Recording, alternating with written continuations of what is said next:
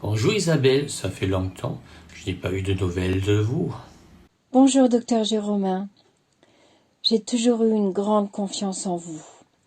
Mais ces dernières années, il y a eu de plus en plus d'immigrants nord-africains dans votre salle d'attente qui me lançaient des regards mauvais.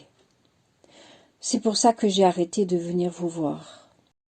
J'ai entendu dire que vous avez été admise dans un service psychiatrique et qu'on vous a donné des médicaments que vous continuez à prendre maintenant. C'est vrai, et je n'ai plus les mêmes craintes et les mêmes angoisses qu'avant. Mais je ne veux toujours pas être avec des immigrés nord-africains. C'est une sale race. Vous pensez que j'ai besoin de plus de médicaments pour changer d'avis ? Faites attention à ne pas utiliser ce terme en public, mais si cela peut vous rassurer, je peux vous dire que d'autres personnes le pensent aussi sans avoir pour autant besoin de prendre des médicaments. Je le sais. Vos voisins me le disent aussi quand je les rencontre dans l'escalier. Ils ne comprennent pas pourquoi vous recevez ces personnes.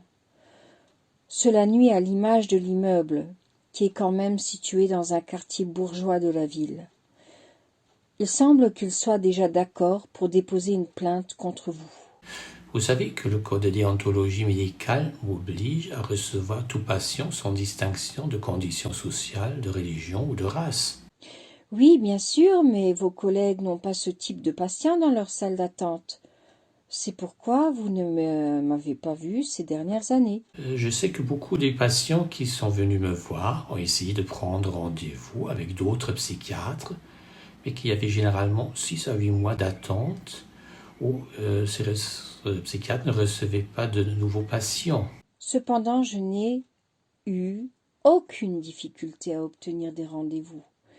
Il suffit d'un nom français et ils vous ouvrent leurs portes. Je ne pense pas que ce soit le nom qui fasse la différence. Beaucoup ont leur charge de travail déjà entièrement occupée par les patients qu'ils voient. Ils ne peuvent pas en prendre d'autres. Mon œil, mais je ne suis pas le psychiatre ici pour vous soigner.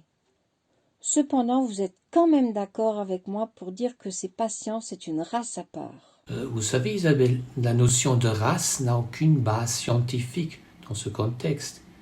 C'est une notion pseudo-scientifique qui a déjà fait beaucoup de dégâts dans l'histoire récente du nazisme en Allemagne. Parlez-vous de l'Holocauste des Juifs pendant la dernière guerre mondiale ? Les Juifs ne sont pas les seuls à être touchés, même s'ils sont les plus nombreux.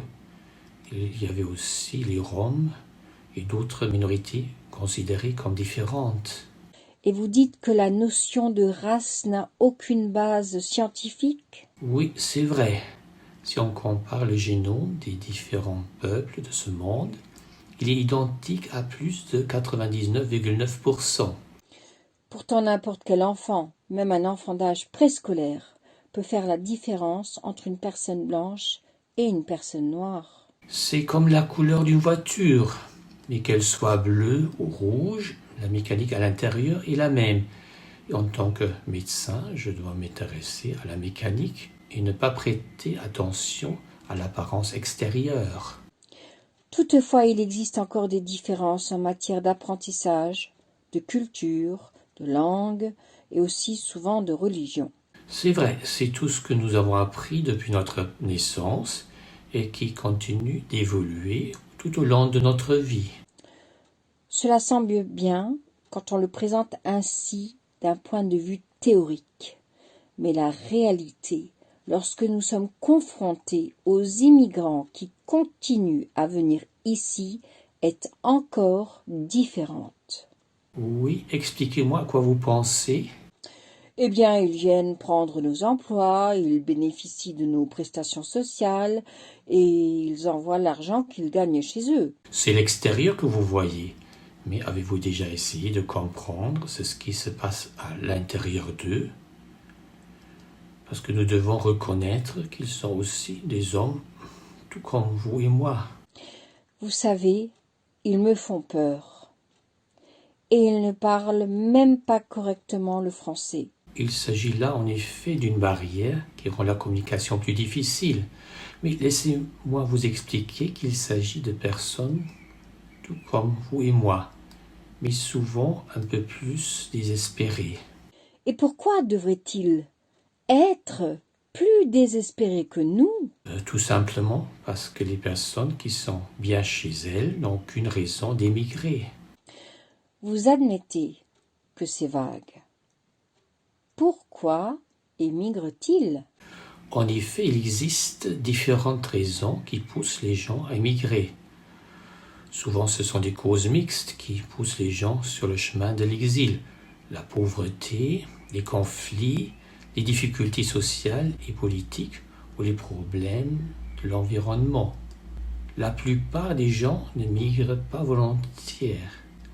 Ils partent dans l'espoir d'une vie meilleure pour échapper à un conflit, à une situation qui leur est devenue insupportable ou à des persécutions. Pour toutes ces personnes, la migration est douloureuse car elle représente un déracinement de leur pays, de leur langue, de leurs proches. Ils partent souvent en faisant des grands sacrifices avec l'espoir de trouver une voie de sortie à une situation qui leur est devenue insupportable dans leur pays d'origine.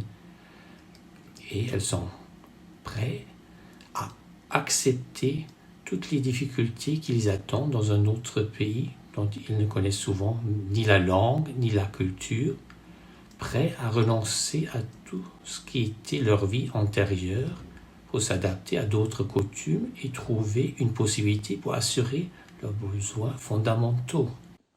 J'accepte que l'on donne l'asile politique aux fugitifs qui risqueraient leur vie s'ils restaient dans leur pays.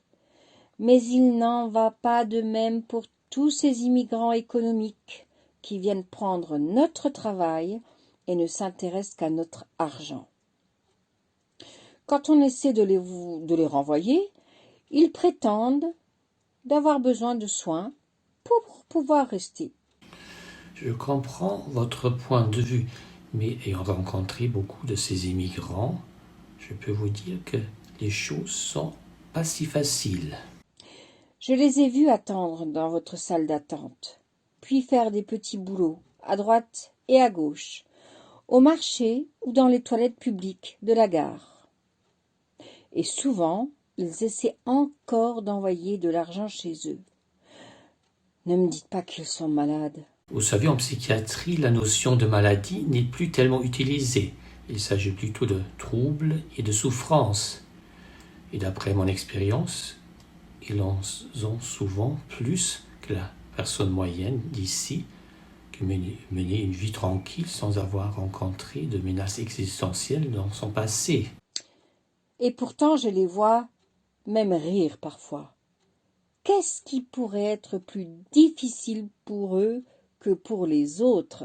Le secret médical m'empêche de vous en parler en détail, mais il y a ceux qui ont vu dans leur enfance comment des membres de leur famille ont été tués sous leurs yeux et qui ont trouvé un jour la tête coupée d'un voisin dans un sac poubelle près de chez eux quand ils sont allés à l'école.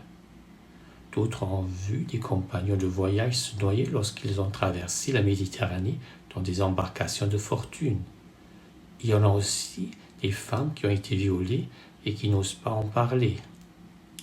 Le risque de telles choses arrive aux gens d'ici est quand même moindre. C'est malheureux. Mais nous ne pouvons pas changer ce qui leur est arrivé. Nous avons également, ici, des personnes malheureuses qui ont besoin de soins et qui doivent souvent attendre longtemps pour obtenir un rendez-vous avec un spécialiste. Et comme souvent tous les rendez-vous sont pris par des gens venus d'ailleurs, les gens d'ici attendent encore plus longtemps. Ne me blâmez pas, j'ai toujours été là pour vous et pour les autres. Je ne fais pas de différence. Je remarque seulement que ceux qui en ressentent plus le besoin appellent plus souvent. Mais il y a aussi ceux qui en profitent parce que la France leur offre la possibilité de consulter gratuitement alors qu'ils devraient payer très cher pour cela dans leur pays d'origine. Ce sont des décisions politiques et sociales qui dépassent mes compétences personnelles. Tout ce que je peux faire, c'est aider de mon mieux les personnes en détresse qui viennent me voir. Et vous les aidez à rester en France ? Ce n'est pas non plus de mon ressort. Il y a des procédures et des commissions spécialisées pour en décider. Tout ce que je peux faire, c'est de m'occuper d'eux du mieux que je peux, quand ils viennent me voir. Mais je ne comprends toujours pas que vous ayez accepté de voir ces dernières années beaucoup plus de ces personnes que des personnes correctes qui sont nées ici. Comme je vous l'ai déjà dit, je ne me laisse pas guider dans mon travail par des idées de race ou de sympathie sociale. Mais j'essaie d'aider avant tout ceux qui en ont le plus besoin. Mais rassurez-vous, je serai toujours aussi là pour vous, si vous décidez de venir me voir. Si je parviens à fermer les yeux pour ne pas voir les gens que vous avez dans votre salle d'attente, je reviendrai vous voir, car vous avez toujours su écouter ce que j'avais à dire. Au revoir, docteur Jérôme. Au revoir Isabelle.